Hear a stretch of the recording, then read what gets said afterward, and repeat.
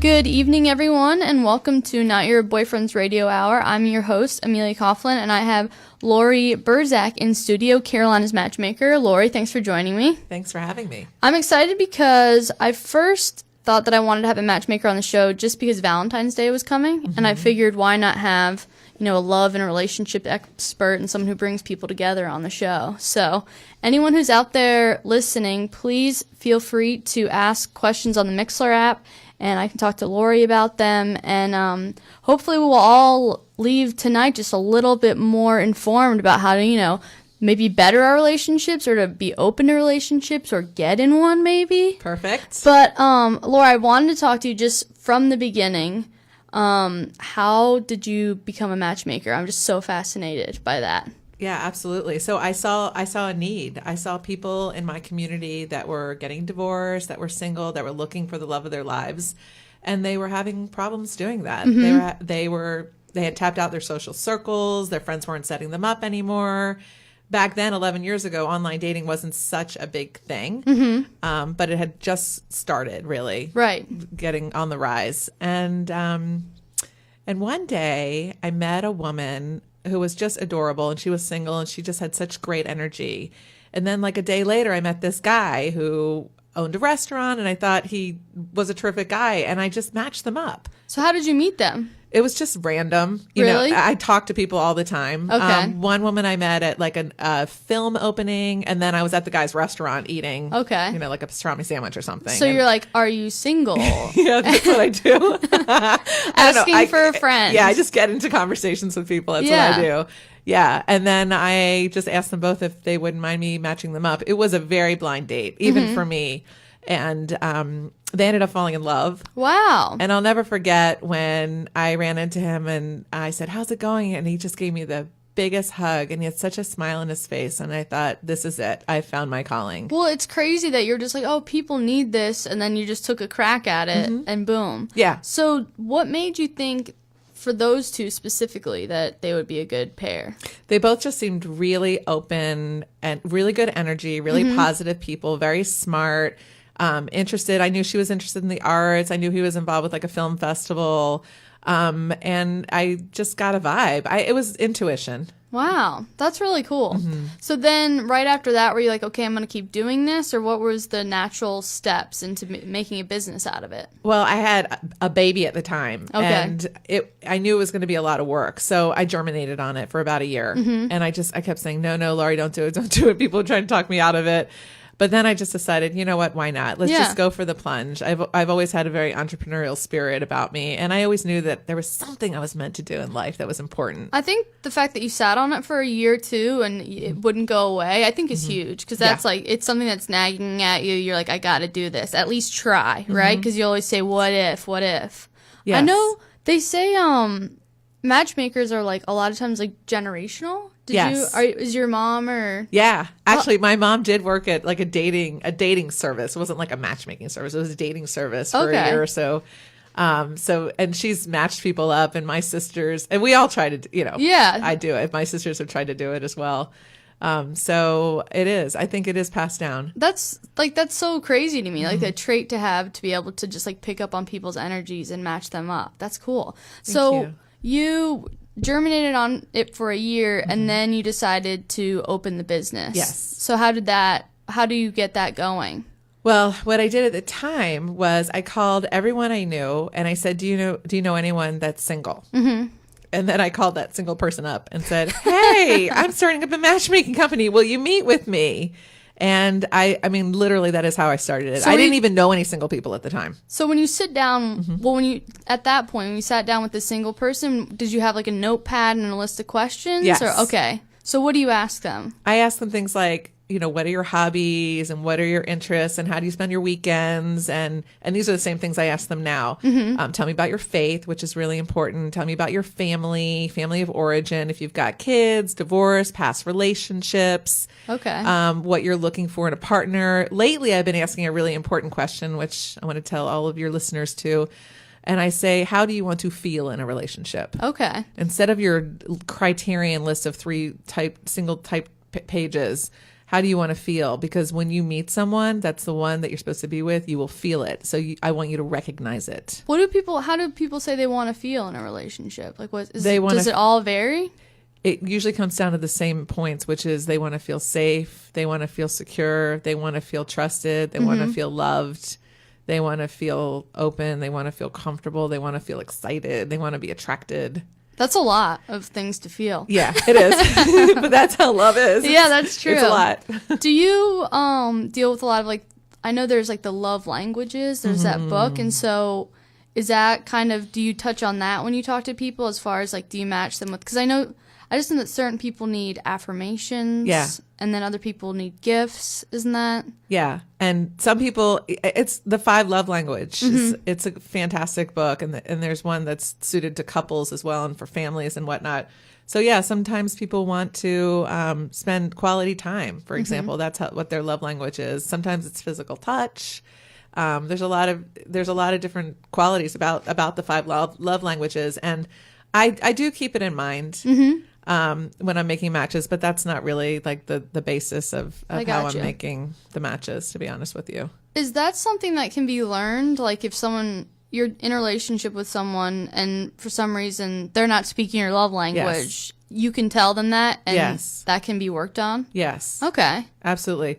Like communication is a good one. And, a lot of times I tell people, don't text so much. Call them on the phone. Stay in close contact. I had a date recently that went out, and they had a great first date, and then he neglected to call her halfway through the week. They were going to go out the next week. He didn't call her all week long. He was traveling, and I understand that. Right. But there was no communication, and she didn't feel comfortable with that. So and she's thinking, I don't know. She's perhaps thinking he this doesn't is over. care about me. You Yeah. know, and that was obviously communication. It's one of her love languages.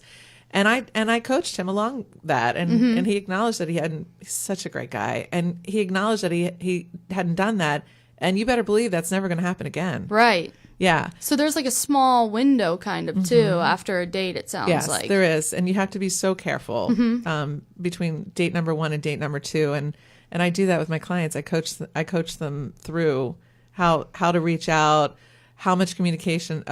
There's so much that goes into it. I'm sure. Yeah. I'm sure it's like a full-time. So are you kind of like on call to a lot of your clients? Like, would they have questions, or how does that work? I feel like there'd be a lot of like late night emails coming your way. Oh my goodness. People contact me all. I'm sure. And it's funny because apparently everybody that's friends with me on Facebook thinks that they can just reach out to me at any point in time too. Like I'm their matchmaker, even though hilarious. they've never met me. Yeah. Some of them.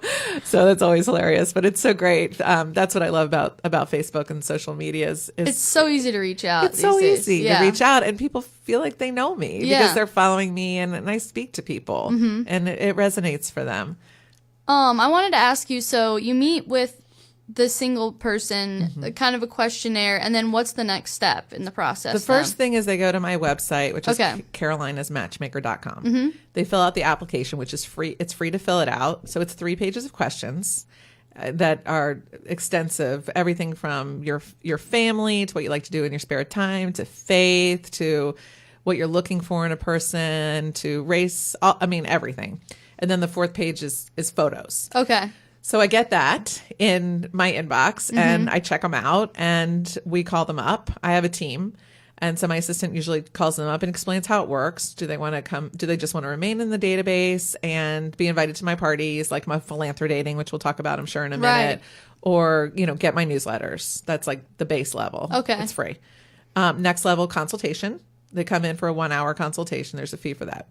And then next level, they might hire me for a coaching program, or they might hire me to be their matchmaker. But I'll only take them on for matchmaking if I feel like I can match them up. Okay. So I'm really very selective. I only have between like 10 and 15 clients at a time. So are there certain people that before they even get to the consultation point, you can kind of tell, like, this is something you might want to work on before you're ready for matchmaking, like that kind of thing? When I'm doing the consultation with them, I can generally pick up on different things. Okay. Yeah. And I'm happy to share some of it with them if they're open and receptive to it. I have to be careful. I got you. So what is I'm sure you don't have an average client, but I think there are certain reasons that people decide to online date, for example. I just know because I've signed up for it in the past. But what kind of takes a person to get to the point where they reach out to you and either fill out the form or try and get a consultation? Like, where Yeah. are they usually at? Usually where they're at is they've tapped out their networks and they've tried online dating and they don't like it. Mm-hmm. Or they do not or cannot be online dating because of their careers. Okay. A lot of professional women, it's vulnerable. It's scary, especially for women to be online. Okay. So they might be fearful, or they've been there, done that, or they don't want like their junior partners seeing them online in their sexy pictures. I definitely understand that. Yeah. Or like what your hobbies are, your bio. It's just awkward, and it just allows people to see you in a different light. It's just a very public platform. Okay. That makes a lot of sense.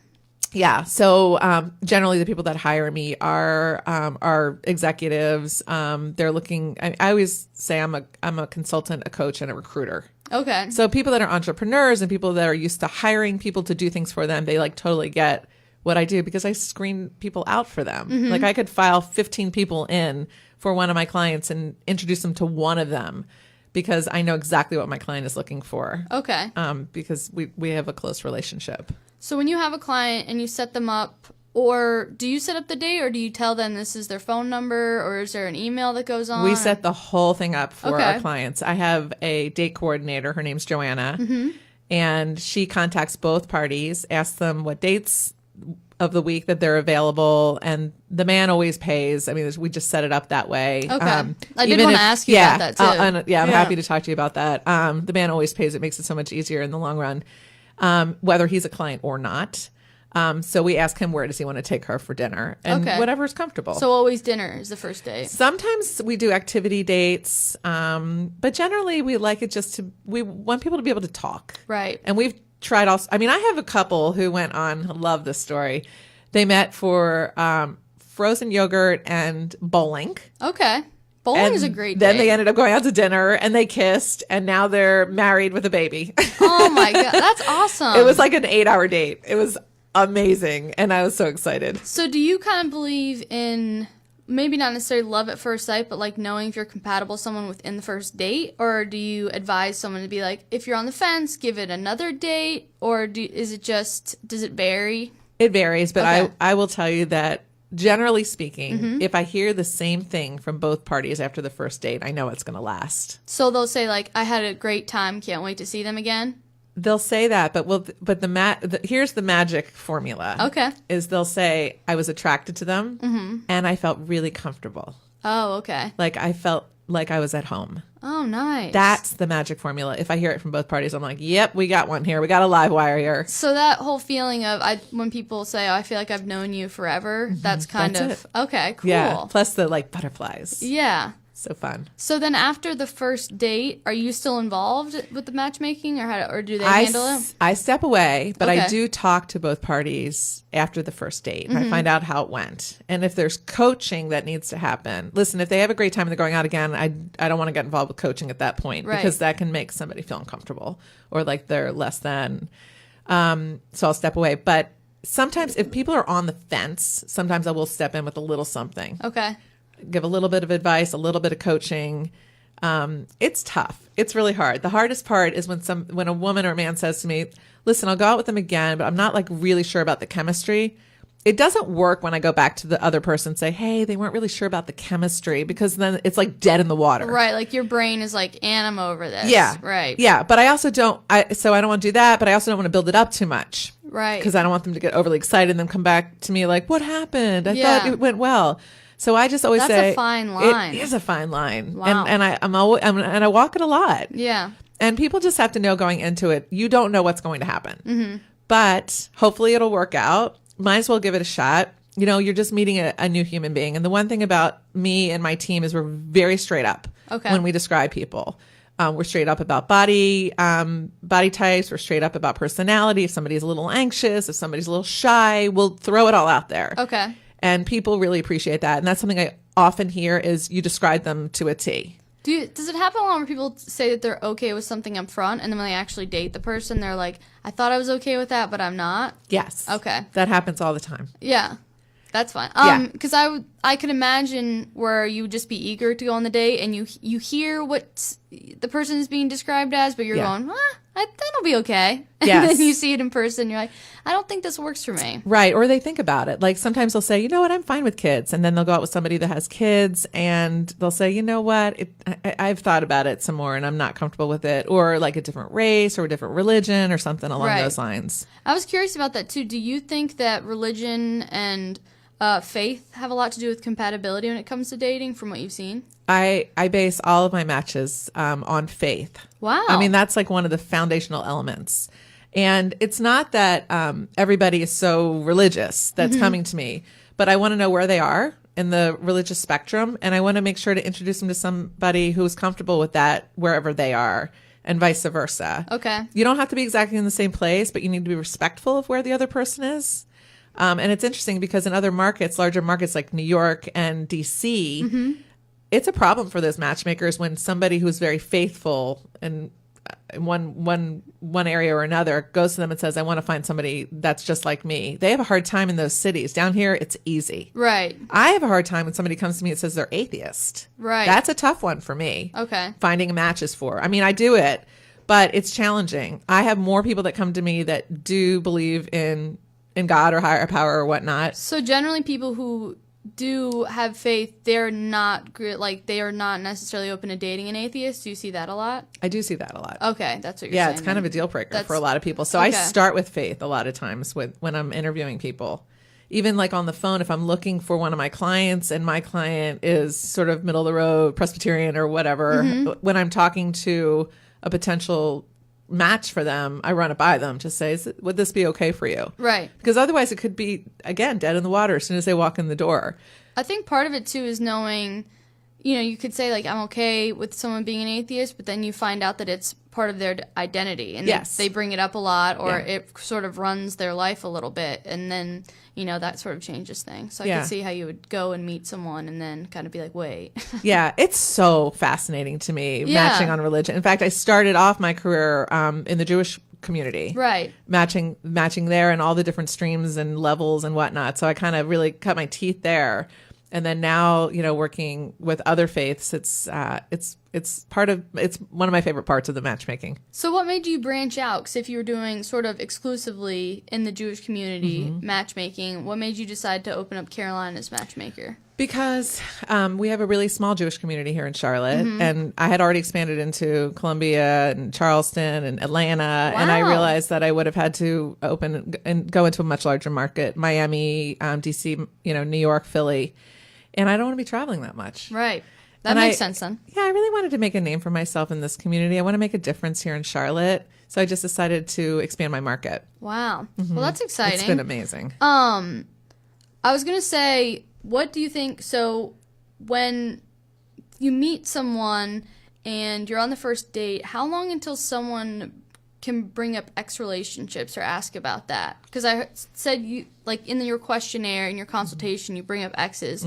But I've discussed this with girlfriends before, that sometimes I wish I never knew. You know what I mean? Like ignorance is bliss, but then sometimes you want to know because it could shape them. So I'm curious what you think, just kind of as a relationship and dating expert. Right. Certainly not on the first date. Right. But that's like a hot topic on a first date, is to talk about other relationships for some reason. So I always coach my clients, if their date brings it up, for them to just look them in the eye, smile, and say, listen, I'm an open book and I'm happy to talk to you about my exes in the future, but let's just focus on us for tonight and get to know each other and just stay in the present. That makes sense too. And I feel like once you get a little, especially now, it seems like with social media too, is that people go down that rabbit hole of like his ex-girlfriend's name and where she works. And I mean, I have plenty of friends who, they've gone way too far with it, and it's detrimental because they are so curious about it, It's just human natural behavior. Right. And I get it.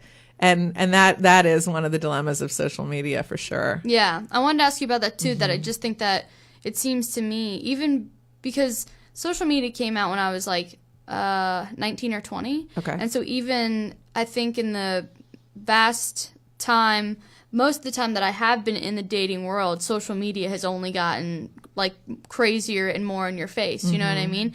And I just am wondering, have you seen it just add a lot of stress for people in dating? It's interesting. And yes, it has. It's so funny. People are so astute. When I make a match, I don't show photos. I don't do last names. I don't have phone numbers, and none of it. Mm-hmm.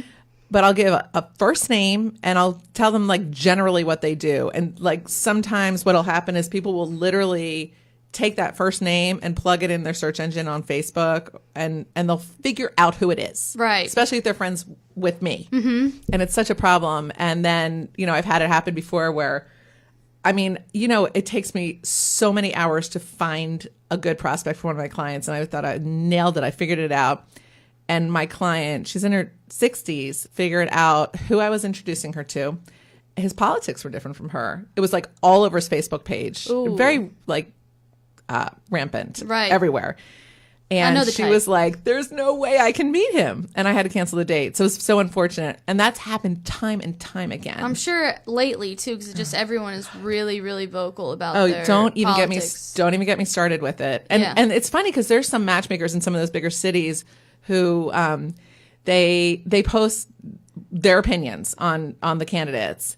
I would never do that personally. What do you mean? Well, they say like who they voted for and what they think of the other person. Oh, wow. And like all over. And I think to myself, like, I don't do that because what if somebody wanted to hire me that was that had a different point of view as me? I mean, that's fine. I'm happy to work with them. 100%. Like I'm in a different situation than you, but similar where like I have my opinions, but I don't put them all out there because you're meeting new people. You don't want them to have an idea about you or an opinion social media really isn't the place for it, period. I agree. Yeah. Just puppies and love. Yes, exactly. I wanted to ask you, I know that you, and correct me if I'm not using the right verbiage, but you created sort of a software. I did. Okay. I did. I created software so that I could enable, so that we could search through our database in a really easy way. Okay. And it just makes it so much easier to sort because I've got thousands of people. So I can search for my clients by typing in age range or interests or body type or like anything that's on my application, I can search by. Oh, that's keywords, awesome. all that kind of stuff. So then up will pop, however many hundreds of people. And then I got to sort through all those people. It's all still, it's just a way of initial sorting. Okay. And then, I bring people back in if I haven't seen them in 6 months and review them again before I introduce them to my client, make sure they look the same, find out what's been going on in their lives. Update their profile. The last time, update their pictures, update their profile, all that kind of thing, yeah. Okay, nice. So do you go to a lot of weddings then? Because I'm sure you have matched a lot of couples. I've been to a lot of weddings. I'll tell you, it's great. I always have to make sure to bring my tissues. Oh, yeah, I'm it's sure. My absolute favorite part of this job. That and actually, no, my favorite part is going to the baby namings. Oh, I'm sure. Yeah, and the brisses and, the different things that celebrate the children. That's kind of fabulous. But I remember once being at a wedding. It was a gorgeous wedding, 350 plus people. Wow. Out in Ballantyne at the country club out there at Ballantyne Hotel. And I just stood there and everyone was dancing, the bride, the groom, everyone was dancing all around me. And I just stood there and I did like a 360 and I thought to myself, I just got chills. I'm not kidding. Because of me, Yeah. But it's not me. Like it's my calling. You're the connector. I'm the connector. So it's like I can't take full credit because it's a gift. Right. It's a gift from God, really, what I do. But it was such a poignant moment for me when I realized, wow, this is it. This is why I'm doing what I'm doing. And beyond that, I can see why, the baby naming and also the wedding, two people are together, but you've created a family. And all these people that are together now are networked together. Their lives are different because these two people are connected, which is just the craziest thing, I'm sure. It is. And I'll tell you another layer and level to it, which I didn't even realize till 2 years ago, is the grandparent-grandchild relationship. Like I introduced two older people, and they're in their 60s and 70s, and the young grandson, it was his grandson, went up to her and he put his head on her shoulder. He rested his head on her shoulder, and I realized, wow, there's another relationship that was created. Oh yeah. It's not just the couple. Yeah, that's amazing. It's generational. Wow. And all the extended family. So if the matchmaking is a gift, do you have anyone else that works for you that handles the matchmaking? No. Do you train or no? It's just you handle all the... I have an assistant, Okay. Alana, and she is there for me. She is my right hand, but it is a rare case that I don't interview and make the match myself. It is a rare case. I mean, Okay. it's like I was sick and couldn't meet the person. Like something's happened. Something has happened. Okay. But otherwise, I am there for every single one.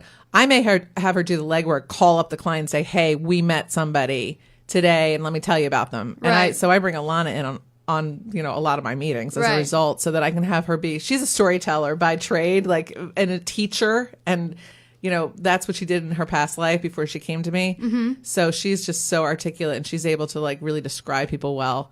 But I'm the one perfect. that's I'm stamping it. Yeah, Gotcha. for sure. And that's why I need to keep it small, a small Yeah. practice, so that That way you keep it personal and it's your matches. And, Exactly. Well, I could see too. I mean, because if someone is unhappy or they're happy, you want to be able, it's yours. It's not anyone else that you can't pass the buck on anything. I cannot. Yeah.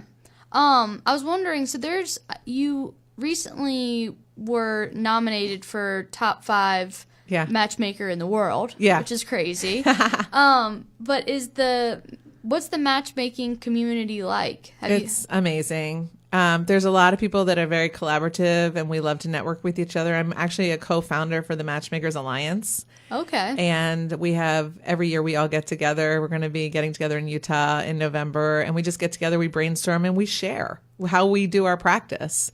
And it's interesting because there can sometimes be several people from the same market at this conference. And so it's kind of like, how much do we share, and that kind of thing. Competition. But you know what? I don't have competition. Right. I don't look at it that way. And I feel like what I bring to the table is so different from what anyone else would bring to the table. It's like people are going to hire me because they like what they see and they like how I sound, and they think I can do the job, or they'll hire somebody else, and that'll be their matchmaker, and it's Right. all good. So let's say someone like me. Okay, so this is a very specific example. Okay. There was a girl that I didn't know. There's a girl that I worked with briefly, and she was just complaining about she was having trouble meeting guys. And so I actually know a friend of mine's cousin was available. Okay. And I was trying to match them up, but then I was getting nervous thinking just about what if it doesn't go well? Yep. Or are they going to get mad at me? Am I in the middle now? And I know the girl relatively well because she used to work with me, but then I'm wondering how much risk is involved for me. You know what I mean? You're a professional on it, so people have come to you. But an amateur matchmaker, I'm maybe I shouldn't even be doing this. You should totally be doing it. Maybe I'm playing with fire. I You don't are. know. But the main thing, just set it up right. Okay. Show photos. Right. So they know what they're getting Well, into. they both already stalked each other on They've social already media. done it. Yeah, they did exactly. that. So Yeah. they're already open to it. And just say to them, listen, I'm going to make this match for you, but don't get mad at me if it doesn't work. Right. I have the best of intentions. Just think of it as you're meeting a new human being in this world, and that is it. Well, I just heard her say that she found a lot of times she was dating online and people she was meeting that there was guys that were not appreciating her dry sense of humor. And I was like, that to me triggered this guy, but they have yet to hang out. She said she'd rather do it in a group setting. So we might do that, It's kind of like as teenagers, how you go out to the movies all Yeah. together as a group setting. And we all I know get it. that they're there to meet. Yes, But yeah, it's we hilarious. have to act like we don't. You know what though? This is a community effort, Right. It should be that everybody sets people up, but they often are afraid Right. about the backlash, and they don't do it, and then people are alone and they don't want to be alone. That's true. So we should all be helping. I believe that everyone should be setting up their friends. Okay. And sometimes people don't know if their friends want to be set up because the friend's shy to talk about it or whatnot. So I encourage people. In fact, when people come in for my consultation, I say, tell your friends you're looking. It's especially hard sometimes for a widow, a widower, or a divorced person. You don't know, do I get involved or not? This is for the, a little bit of an older generation thing. So just ask them, hey, listen, I don't know if you're looking to meet someone, but I know a great guy. Right. Why not? Yeah, and I think it's as long as nobody's getting mad at each other. I think the part that scares me a little bit is that let's say they do get in a relationship and you all have mutual friends and then there's a fallout. But then it's what are you going to do? That's life. Yeah, that's got to be life. So You know what's great, though, about what I do is they actually meet each other. It's how long ago did you try to connect them? Right. It's just like time ticks on. It's like they haven't met. Right. So what I do is I actually get it going. Like they meet. They don't get to talk ahead of time. They meet at the restaurant. You know, sometimes they'll sit at the bar and have appetizers and sit right next to each other and be distracted by the bartender if need be.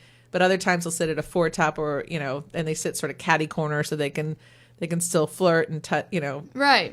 gingerly touch each other, you know, without being too obvious. And it's not like you're staring each other down across the table. Right. So we make it happen, you know, and that's the bottom line. So I know you're probably familiar with like Patty Stanger, the millionaire matchmaker, Yes, right? yes. She has like very specific rules for her clients about just physically how many drinks they can have on the date, that kind of stuff. Do you have a set of guidelines? Oh, yeah, I do. Okay. Okay. If someone breaks in, do they get kicked out? They don't get kicked out, no, but they get a tisk. A little bit of reprimand. The drinking is a problem.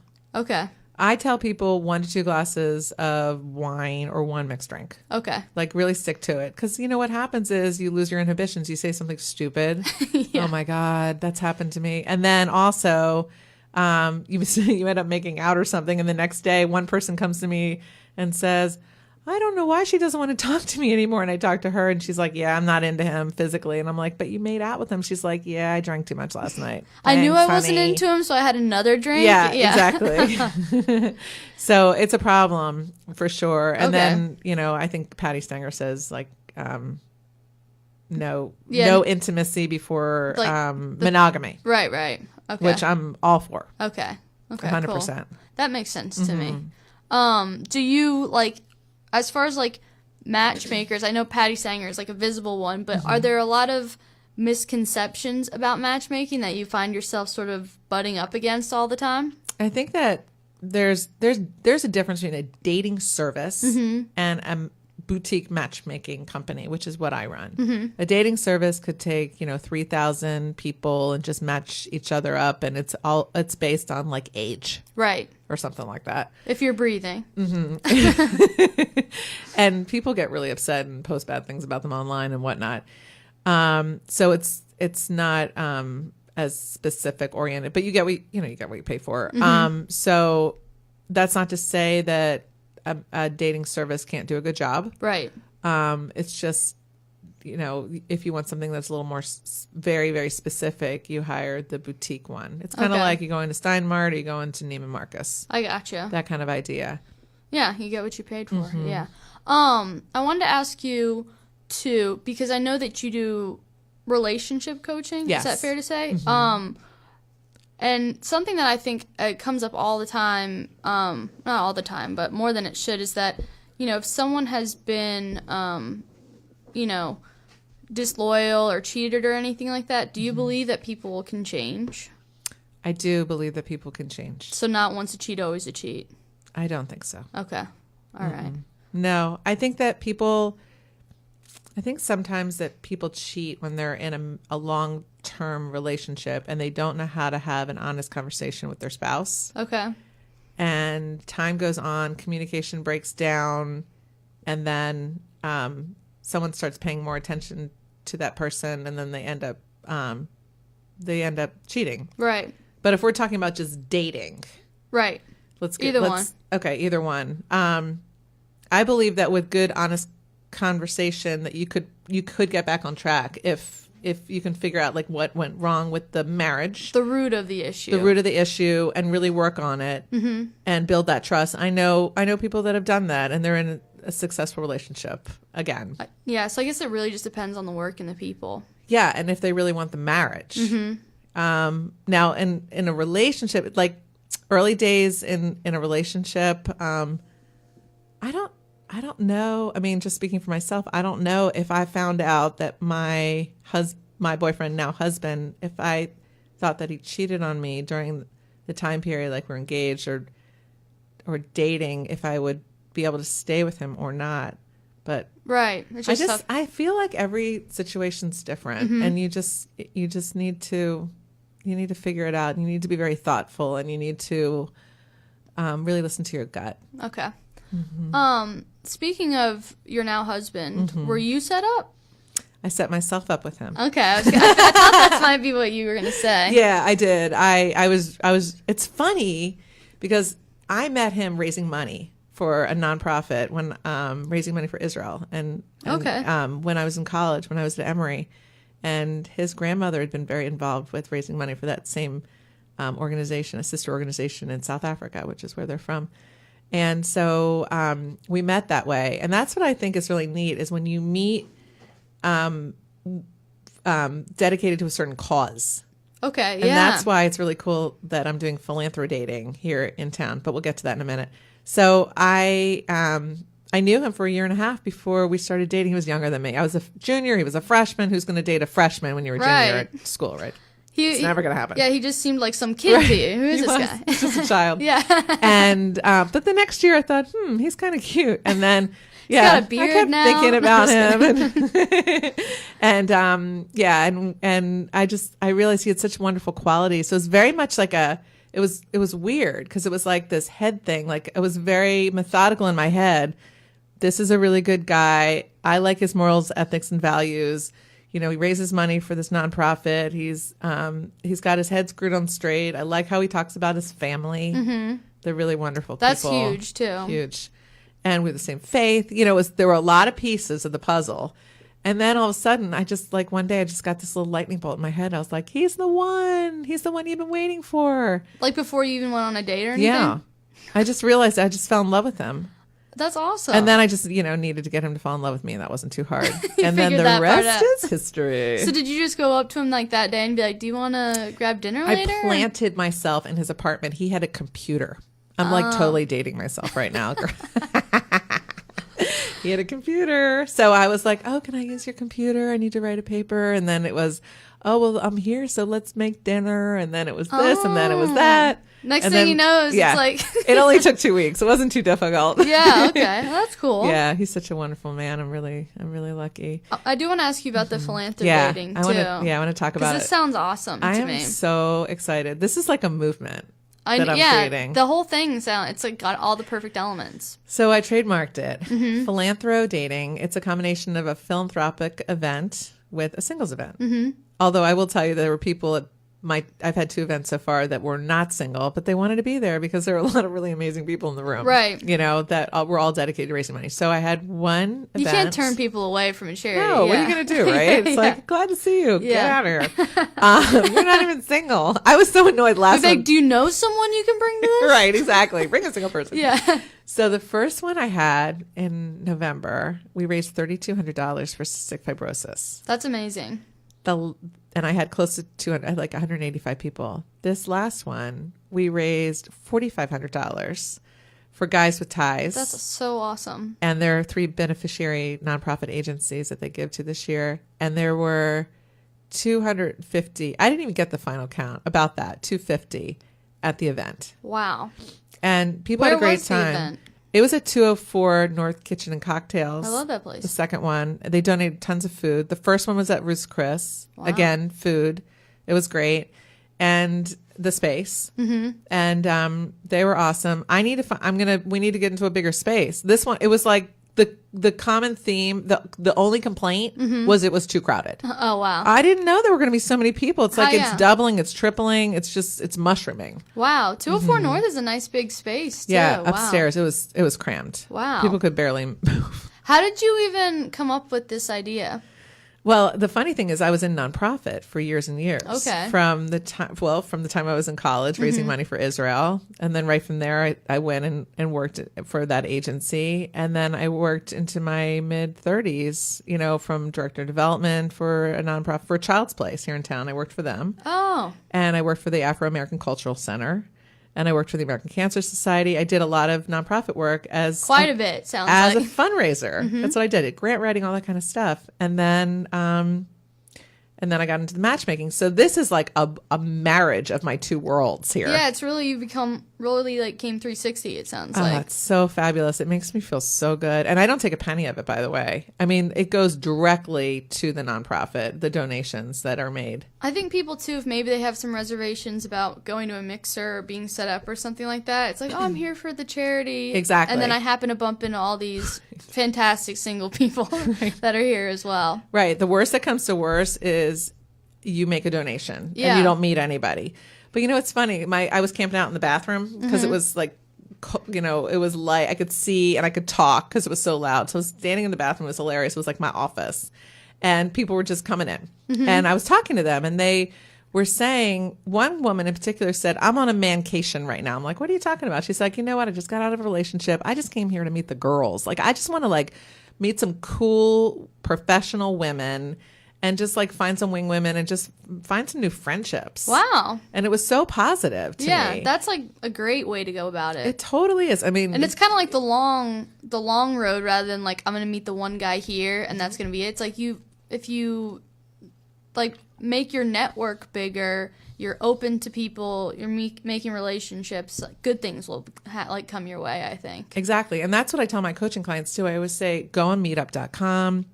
If you don't have a wing woman, go to a professional woman's meetup. Bring your card.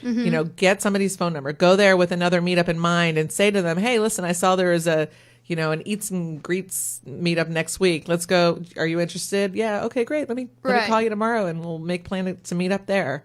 So it's always good to continually be expanding your network, and you never know who's going to know who. Right. It just makes you have a fuller life, too. Fuller life. You have stuff to talk about when you go on dates. You have more connections in life. You're happier. There's just nothing like it. Speaking of doing, like, meetups and stuff, because I've done, like, I've done yoga meetups, just stuff before like that. I'm not there to network necessarily, but, like, it was at Freedom Park, and I didn't know exactly where the yoga meetup was, and I'm kind of, like, looking around, and I'm imagining, like, if it was any other meetup, and I was feeling shy about it, and I'm not a shy person. So, like, do you have clients that are painfully shy, and how do you coach them through that? Do you have any sort of tips and tricks? Or Yeah, I do. Breathing, deep breathing, and meditation is the key to everything. I'm so into meditation right now. Oh. Yeah, it's so important because it centers you. It makes you more transcendental. Is that? Or I've done that. Okay. I've done that, and there's this great app that I'm like addicted to called Insight Timer. Okay. There's like a little gold bowl on the icon, and it's great because you can track your meditation. So I'm like up to 30 hours from like last week or something like that, and it gives you incentives. You don't want to miss a day. You get a badge after 10 days or whatever it is. Technology, man. It's awesome. Technology is great, but, we can get so caught up with technology and with everything, and the world can be spinning around us. But if we're centered, we're okay. So how much meditation do you do, like, in a session, or does it just vary? It varies for me, but I'll be anywhere from, like, 10 minutes to 30 minutes. Do you do it at the beginning of the day or just whenever? I definitely do it at night. And then sometimes, like, I went into my office the other day, I was feeling anxious. I had a big day ahead of me, a lot going on. This is a busy time.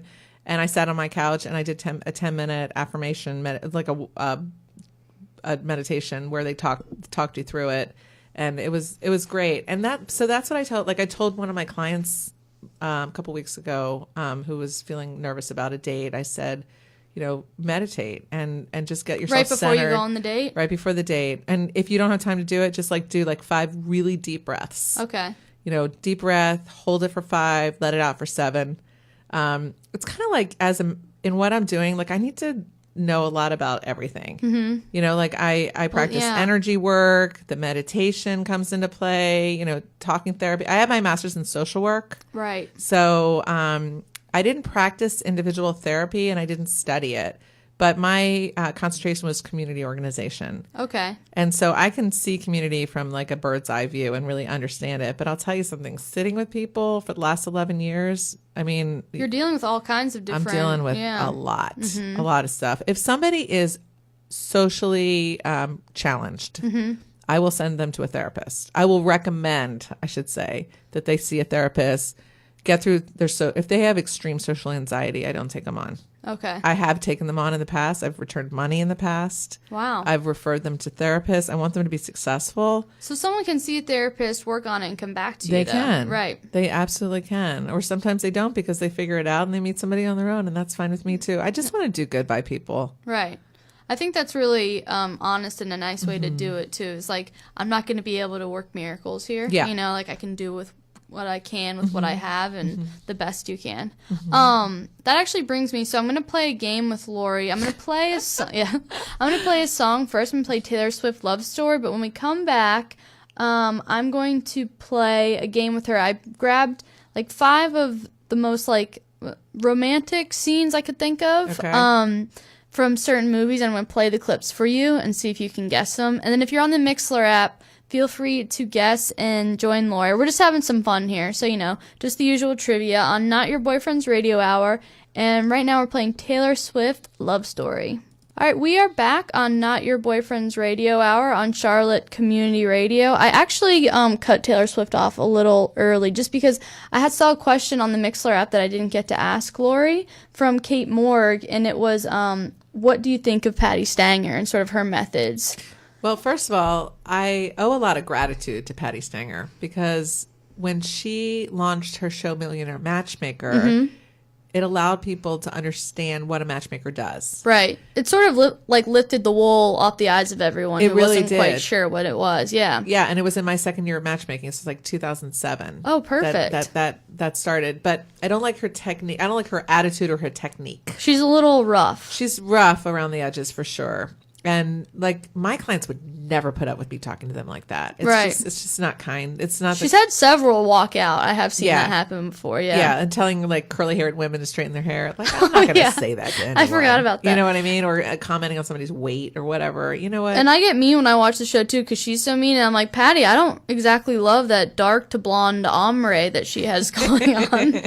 But she doesn't bring out the best in a lot of people. But yeah. But it did lift the wool, and for that I'm very grateful. And you guys do a little bit of makeover action yourself, but not Patti Stanger style. No, but we take them. We're gentle and kind. We take them to Nordstrom's. Yeah. We help them figure out clothing, and we coach them on what to wear on first dates. I imagine it would give you so much confidence if you were just like freaking out about date outfits and your hair or your makeup or whatever. Oh, you have no idea. Let me give you a quick story. I told one gentleman to shave his comb over. He hired me. He hired me. I introduced him to a precious woman, and they just got married. That's awesome. And did she ever see photos of the comb over? I'm sure she did. But you know what? It gave him a lot of confidence. He was adorable. Yeah. And like everyone told him how handsome he looked once he'd shaved it off. Oh, that's awesome. But he wasn't even my client when I told him. I said, listen, I just need to tell you this. Please just shave that thing off. He wasn't asking for advice. I just gave it to him. And I do unsolicited advice. I'll give it. Sometimes it's hard for me to. You're like, I'm a professional. I know these things. Trust me. I know what I'm talking about. Yeah.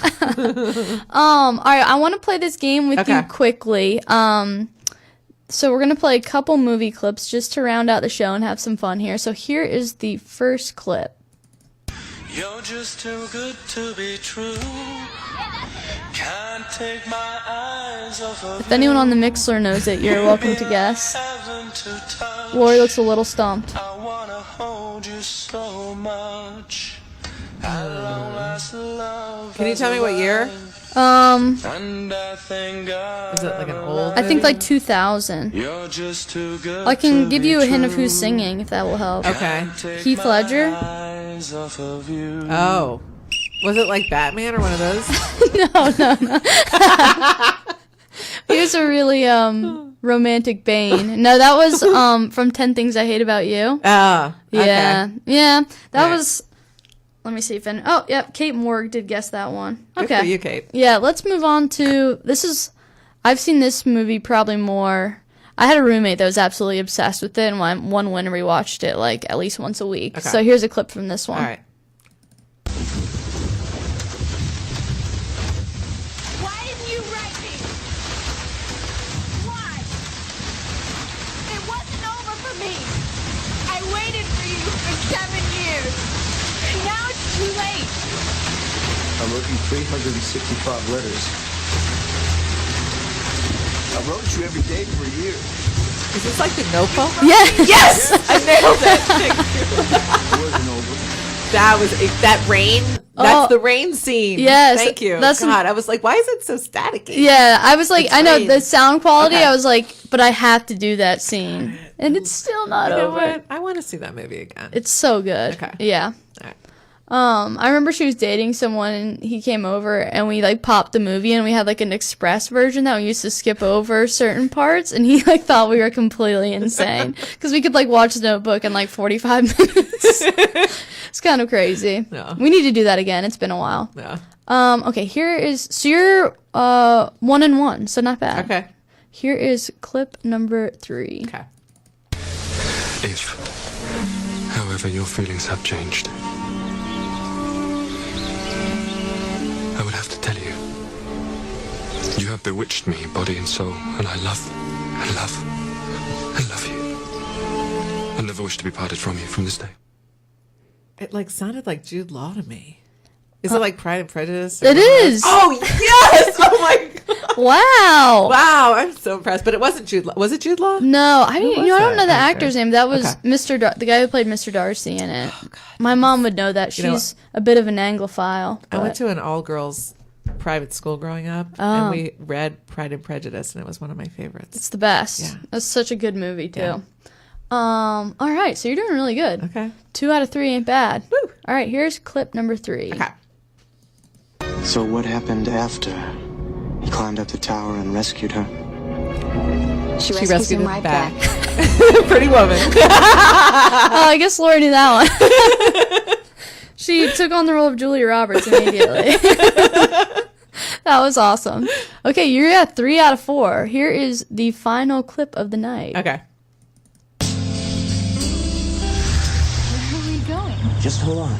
You'll see.